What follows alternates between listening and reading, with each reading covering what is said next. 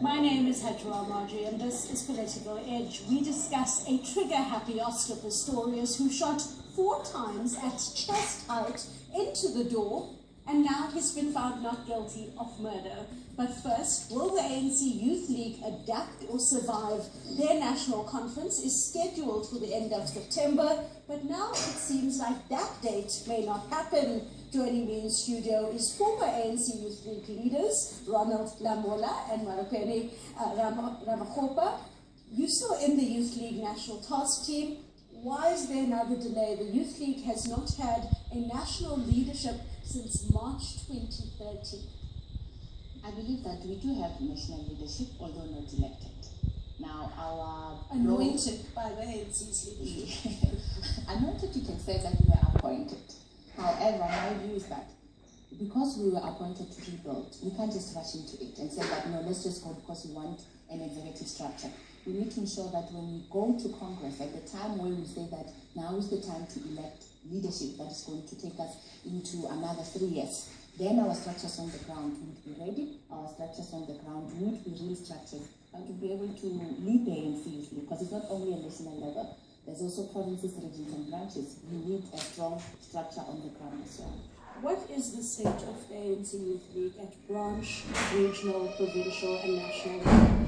I know you've been having some provincial congresses, but do you have branches? It was Khanero Muklante who said in a secretariat report to a national conference that the Youth League was a lot stronger at regional and provincial level than the ANC. What is the state of the Youth League now?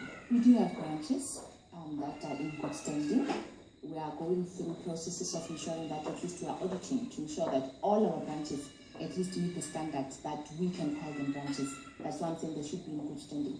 I stand corrected, but as far where I'm standing, I do know that we have at least had 38 to 40 regional congresses that failed. We have gone to 5 provincial congresses. We are preparing for more to sit. Of course, because, as I already said, we can't just go to provincial conferences or congresses and the National Congress. That is why some of them are still delayed until such time that all our branches have at least been audited, they passed audit, and to ensure that when we go to whatever structural congress, it is going to be branch delegates from a branch that is in good standing. Branches are alive, branches are doing their work. Yes, we are still limping. We all know why. But definitely we are doing something about it, and branches themselves are doing something about it. Ronald Lamola, you were part of the ANC's Youth League's national executive. Was it the right decision to disband the Youth League? Many interpreted it as having disbanded the Youth League to get rid of one person, and that was Julius Malema, the president of the Youth League at the time. No, you will remember at the time we disagreed with the process of disbanding the Youth League. We have at the time, as the NEC said, we are willing to cooperate with the ANC, assist the ANC come and assist us to renew the Youth League at the time, and we have opened up for that process, and we have even accepted the mistakes that might have been committed in the past.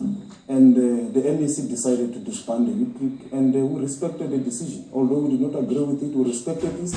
We went back to the structures, we participated in the structures of the Youth League, and we continue to be active members of the Youth League up until today. And from where I'm sitting, I think there are organizational challenges in the Youth League, and we need all of us as members of the Youth League to rebreathe new life, new energy, and infuse new thinking into the direction of the Youth League from all corners of South Africa. We must bring everybody, disbanded or not disbanded, any other member who can contribute into the life of the Youth League, bring every skill, every individual who wants to contribute. So deal with gatekeeping, deal with the manipulation of process, so that the process is leading to regional congresses, leading to provincial congresses, and leading up to the national congress. It's a legitimate process which will bring a structure that can influence society. Now, it was Peter Mokaba who said adapt or die in reference to the ANC Youth League. Do you think a national conference needs to happen now? And what is the vision of the ANC Youth League? Will it be allowed to speak without fear or favor? You will remember the ANC Mangaung took a resolution on a decade of a kid. The renewal process of the ANC. It's a clear program that is within the structures of the ANC, but is also expected in the leagues of the ANC. And the ANC Youth League is the only mandated structure of the ANC to bring in, to be a preparatory political school of the ANC. It has got a mandate to prepare young cadres for the ANC, and it's the only structure in the ANC to have that responsibility. So if there will be any organizational renewal, it will happen in the Youth League, and it will therefore infuse into the life of the ANC. What is important is that within the structures of the Youth League, we must make sure that we bring credible young people who are clear in terms of the working class struggle, who are clear in terms of the skills revolution that the Youth League must advocate for, education and many other issues. We cannot in the Youth League today bring people who are accused of fraud, corruption or any other thing, because we can't be a breeding ground for corruption and fraud in the Youth League, because we are mandated to be part of those who must renew the organization. And the only renewal that can happen, it can only happen from a young age, it can only happen from a mandated constitutional structure of the ANC. So from where I'm sitting, I think the Youth League, I've seen many members all over the country. They are very committed to renew the Youth League. They are committed to breathe life. They are committed to participate.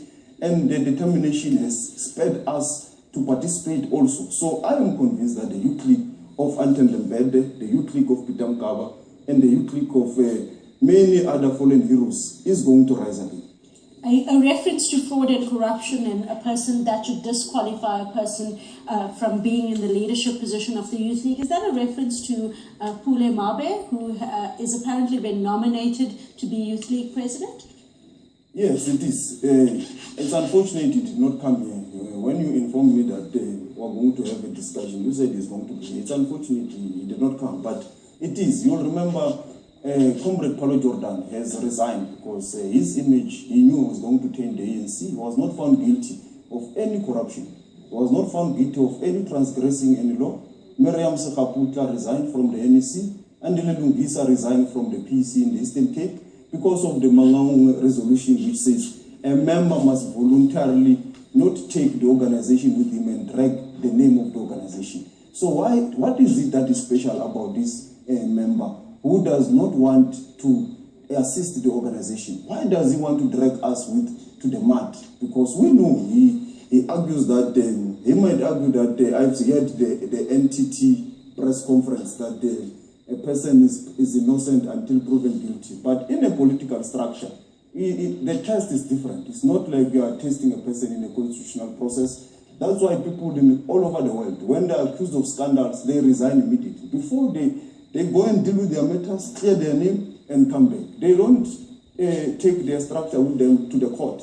Now, like you said, Mabe was invited to the show, and we hope to get some comment from him a little bit later. He's not been found guilty of anything, but there are serious allegations that he is facing. You have also been considered by some branches, both of you, in fact, to be a president of the ANC Youth League. Are you available? Like I said before, and this is how I've been socialized in the ANC Youth League. There hasn't been any formal structural nomination of either of us. But your names are being discussed. This is why I'm coming to. I will avail myself for whatever position that the branches of the ANC Youth League nominate me in, whether it's branch chairperson, president, secretary, or just, if not, sometimes it can even happen that you are not nominated to anything. However, I will avail myself to say the ANC Youth League in whatever position or whatever structure whereby branches of the ANC Youth League would wish to deploy me. Volunteer in chief. Mr.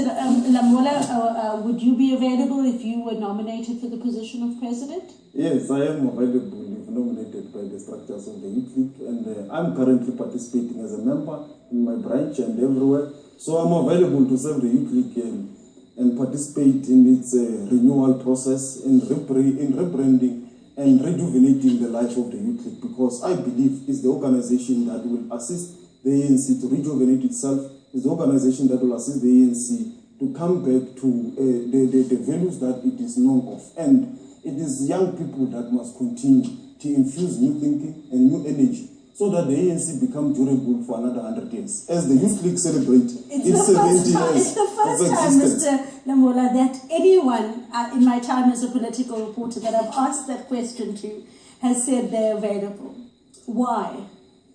No, I mean, why must we continue to dilly-dally about the reasons and the future of our organization? when you join the youth league, you join it voluntarily. It says you must place your skills, you must place yourself at the disposal of the organization. And that's what I'm doing. But the other point, which is very important, is that when it is an open secret now that there are processes of lobbying, kleptocracy, there are people sitting in offices, in small corners, and they influence the branches through money, through many other unscrupulous That's a very serious activities. allegation. So you're saying money is deciding nominations? Yes, it is happening now. It's an open secret. It's well known in the structures of the youth league. It is not a secret in any forum. It is known that there is a flash of money that is being spread all over the country. And it is going to erode the organizational culture, the organizational values, and so forth of the youth league. So a contest in the organization of the youth league must not be about money. It must be about ideas. But how bad is the issue of money in ANC and youth league politics when it comes to nomination and contestation? Patronage is a problem. It is a cancer, not only in political spheres, in any institution or organization. However, my view is that at the end of the day, because I know myself, I have confidence in the membership of the ANC Youth League. Yes, there's an issue of patronage, which is a problem. However, we must also have confidence in the membership of the ANC Youth League, that they do know what's wrong and what's right. Although what we are finding ourselves in currently is that there is patronage. Again, I also believe that as much as we have to volunteer ourselves to serve the organization, there is no rule or constitutional principle that says that you can only volunteer your services in the organization if you are in a leadership position. We have been normal branch members of the organization. You both decided to stay in the youth league. And we have done a lot. In the branch and participating We there. have done a lot without leading. Therefore, it doesn't mean that if you're not in any leadership position, you would not be able to influence society, you would not be able to lead in your own right. We've got people like Bogugundima who are not in any structure currently, but they are making a mark. We've got a young woman that I'm very, very proud of, Malaika. She might not be in the ANC Youth League, however, she is a body of opinion in her own right without leading any structure. So yes, we must avail ourselves to lead because it's very important. We need leaders. But you don't have to be in any executive structure to lead society. Ms. Ramakgopa, you in the ANC Youth League, NEC, and Mr. Lamola, you as Deputy President of the ANC Youth League, how difficult was the period around the disbanding, around the President of the ANC Youth League being thrown out? And if you could each share why you chose to remain within the ANC and the ANC Youth League. Many of your colleagues and peers and friends at the time have now decided to join the economic freedom fighters. Let's start with you. Yes, it was a very difficult period in the structures of the youth league because it was uncertain. You did not know what will happen tomorrow.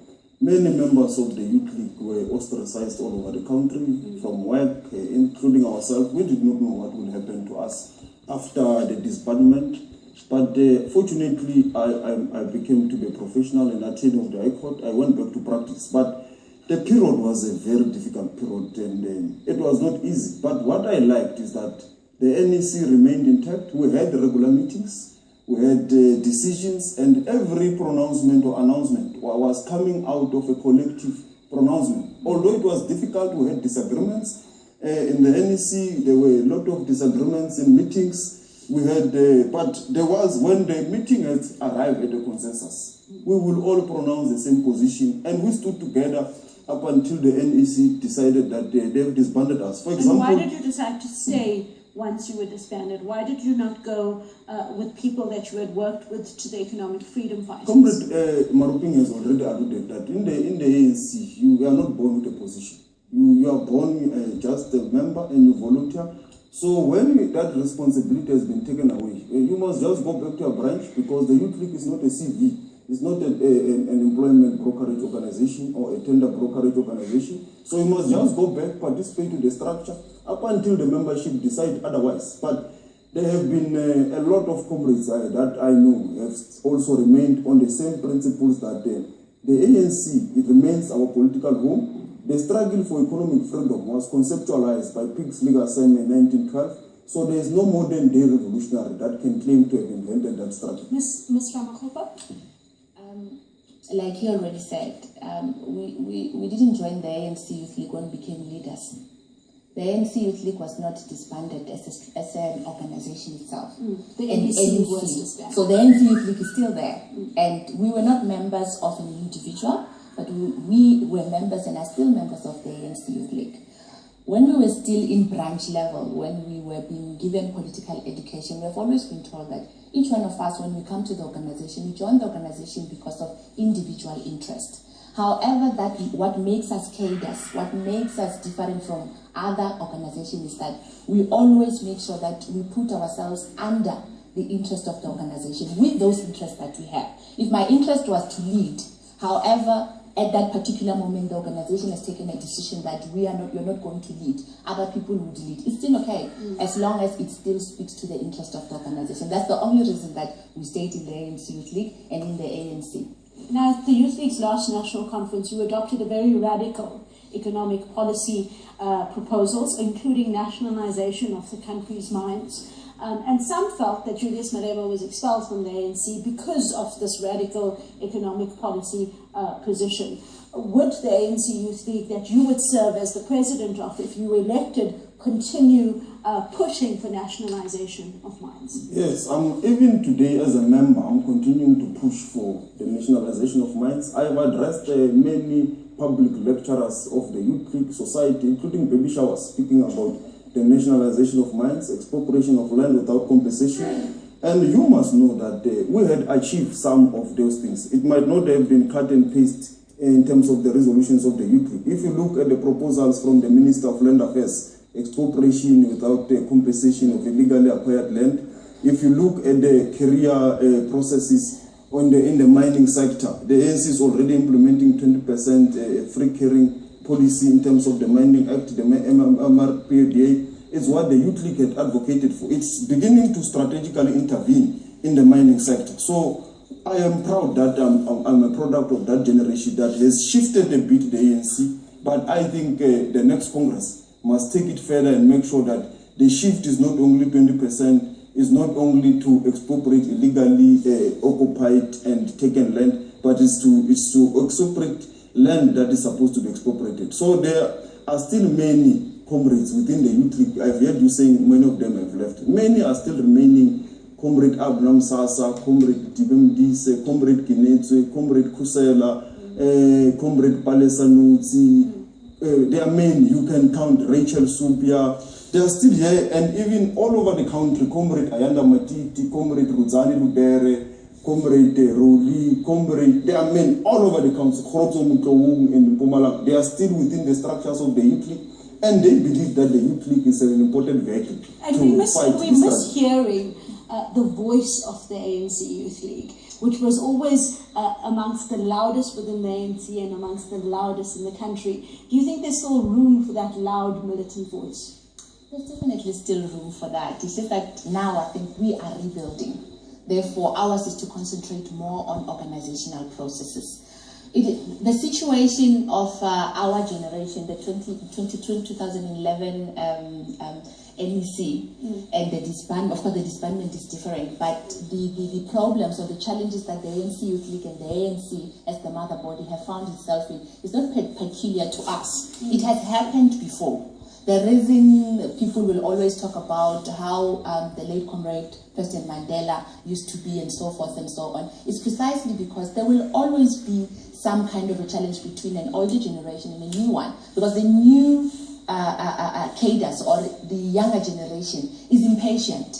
They want to see things happening because they seek to do what they seek to inherit, whatever it is that the ANC will be doing today. Whereas then now the older generation are a bit, not necessarily complacent, but they are relaxed. They are relaxed because they have done whatever it is that they have been propagating for when they were still younger. So I don't think that the voice is not longer there. Maybe the time that we find ourselves in is that we are concentrating more on building structures because we are rebuilding. But the militant voice, I can promise you. On the militant voice and the impatience of the youth, Mr. Lamola, if you were in the Youth League leadership, what proposals could you push for to solve the issue of youth unemployment in the country?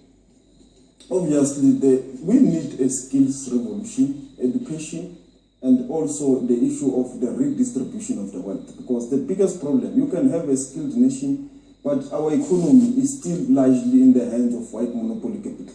So the Youth League must advocate for the breaking of white monopoly capital in all sectors of the economy, but also in all sectors of professions. I just read today a very painful article from the Sunday Times about how black practitioners, female attorneys are treated in the law firms, and how black practitioners don't get the work to do. I'm also affected because I'm an attorney by profession. But I know it is happening in the accounting profession. Black professionals don't receive the work that is being received by the other white practitioners, engineering, any profession. So it is important that the Youth League must be a voice of those young black professionals. It must be a voice of the working class youth and the downtrodden. It must also strive for the ANC to fight to break white monopoly capital in all sectors of the economy and ensure that the objectives as stated in the Freedom Charter, the nationalization of the commanding heights of the economy happen, because this struggle is very important, the struggle for economic freedom. It's a struggle to unite South Africans, because we will only be united by the economy. We will only live in same areas if we have got the same means. To you, Ms. Ramakgopa, when I read the story that some people were considering you for the position of ANC Youth League president last week in the newspapers, I phoned people to ask them what they thought of it. And everyone said to me, Hajra, you know, we live in a patriarchal society. You know the ANC. It's not going to happen. You're not going to have a female president of the ANC Youth League. Regardless of whether it's you or not, can you deal with that response? It is true indeed, not only in South Africa, not only in the ANC, we are living in a patriarchal society, the whole world. However, for anything to come about, for any future to be the kind of future that we envisioned, someone must stand up. And if not me, then who? It is only going to happen when young people, especially young women, do acknowledge that indeed we are leaders in our own right. There's nothing different from myself and Ronald. We are comrades and we are members of the ANC Youth League and the ANC. If it doesn't happen today, we must continue to push. It will happen one day. One day our voices will be heard. The freedom that we are enjoying today, just imagine if people could have said no, we are never going to get our freedom. The apartheid regime is so strong, there's nothing that we can do. Where would we be? So we take it from there. Something was done and something did happen. I do believe that's going to happen. Mr. Lamola, to close, you've spoken about money politics, patronage playing a huge role. You've spoken about how you've been disenfranchised as a black professional in society. If you've been the deputy president of the ANC Youth League, if you don't ascend to be the president, will you leave the ANC to go to the Economic Freedom Party?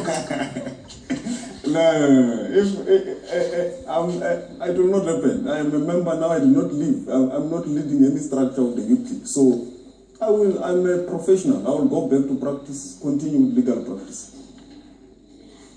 Closing comments to you. When are we going to have this national conference? When is the ANC Youth League going to have elected leaders again? It will definitely happen in our lifetime.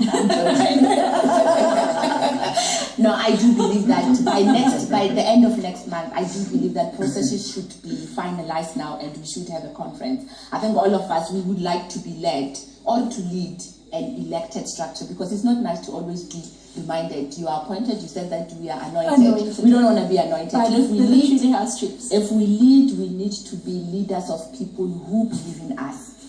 That's what we need to do.